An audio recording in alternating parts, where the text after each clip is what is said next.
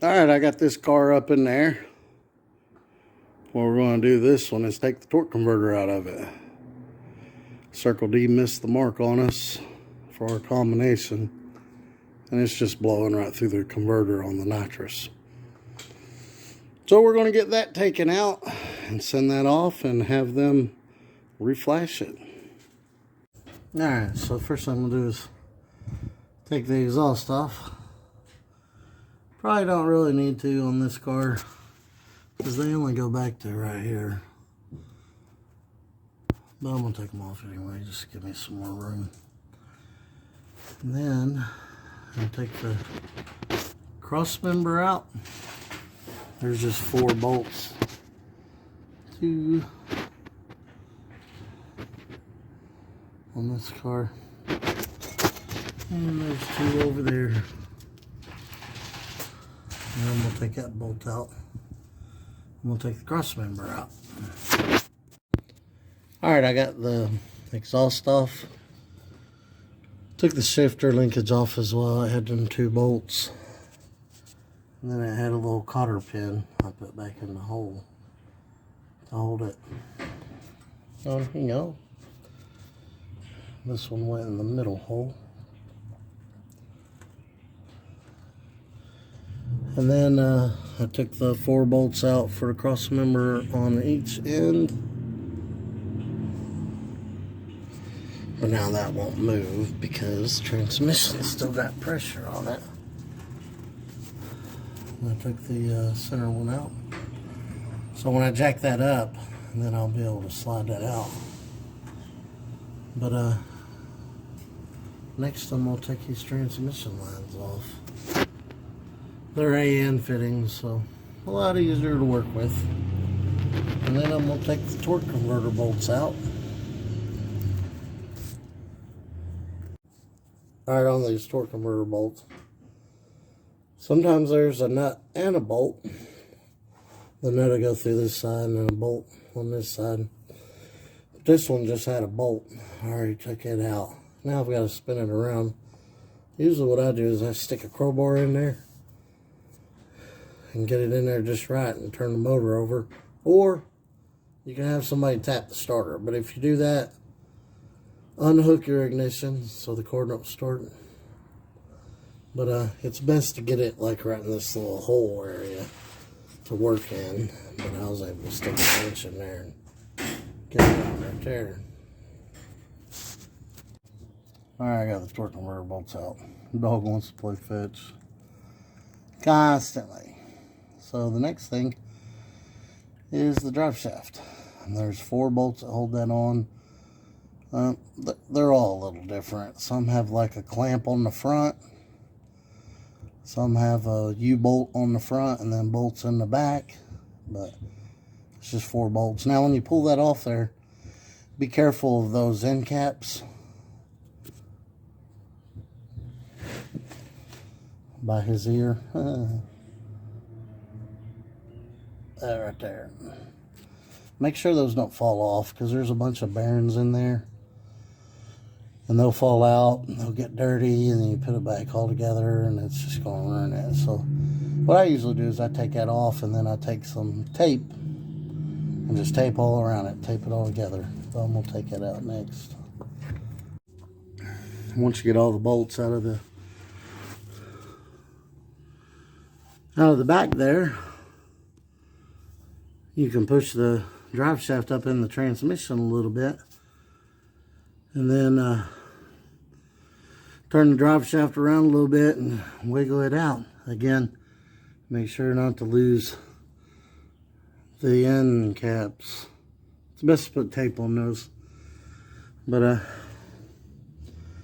you will get some fluid that comes out. So I'll put something down there to catch it. I just put some rags down there because my oil catch can thing, recycle, yeah, is full. I gotta go empty that. But yeah, now I got those transmission lines, and we can jack it up and pull the cross member out of there, And then I'm going to let the back of the transmission drop down, and that's going to give me a little more room to get those transmission bolts out of there. On this car right here, you can reach most of the transmission bolts from the top, but we put a, I'm not sure if you can see that or not, but we put a flex plate shield in there, so now you can't reach them from the top because flex plate shield's in the way. But yeah, let me jump on that side and take them transmission lines off and make sure there's nothing zip tied to the transmission.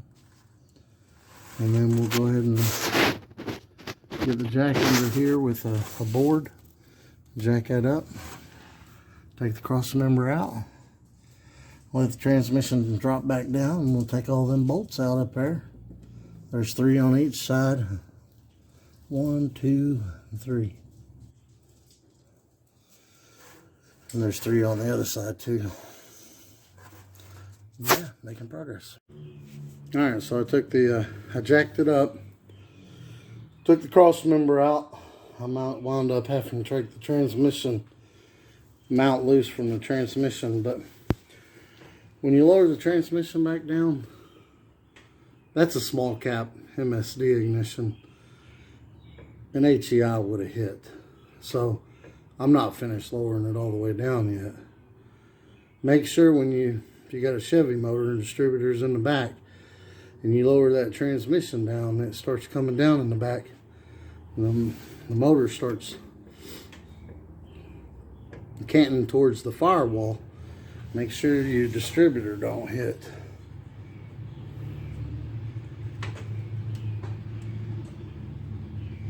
See how close it came? It come close, but it didn't hit. Now if that's the case, if it does hit, you gotta take your spark plugs and your cap off. And maybe even your rotor if your rotor hits. Or, I mean, it just depends on how close it is, I guess. Even if the bottom was to hit, you'd have to pull the distributor out. But yeah, I didn't take the transmission lines off because I was waiting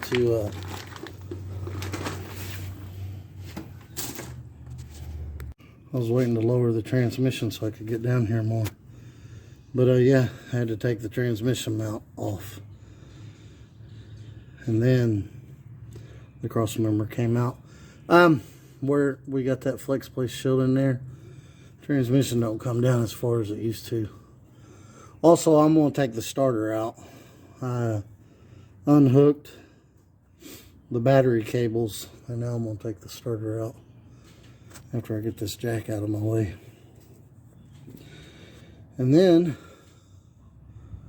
I'm going to put the jack back up in there, and then I'm going to start loosening transmission bolts. All kinds of transmission fluids coming out. I wish my oil catcher wasn't full. I need to go empty that at the parts store into a recycle bin. That way I could have caught all that.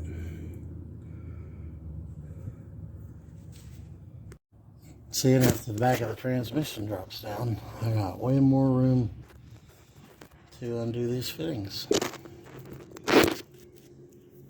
And with the transmission drop down, you can see I can get to my bolts a lot better.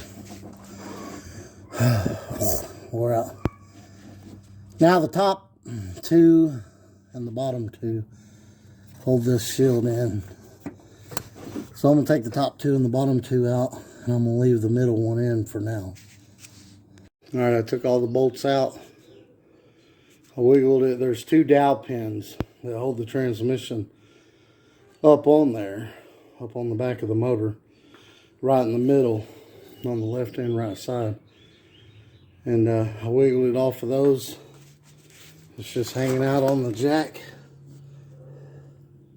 Battery went dead on my phone. My battery goes dead quick when it's cold outside. It is cold outside. It's like 40 something. in mid-April. Can you believe that? All right, so then I pulled the dipstick tube. I pulled it out of the transmission. So that's up out of the way. Now, when I lowered the jack, and down it came. One of the ears got caught on the header and caused the transmission to go cockeyed there, and all the fluid came out the back. So I made a big mess. That's why all those old sheets are down there. But anyway, I usually cut those ears off.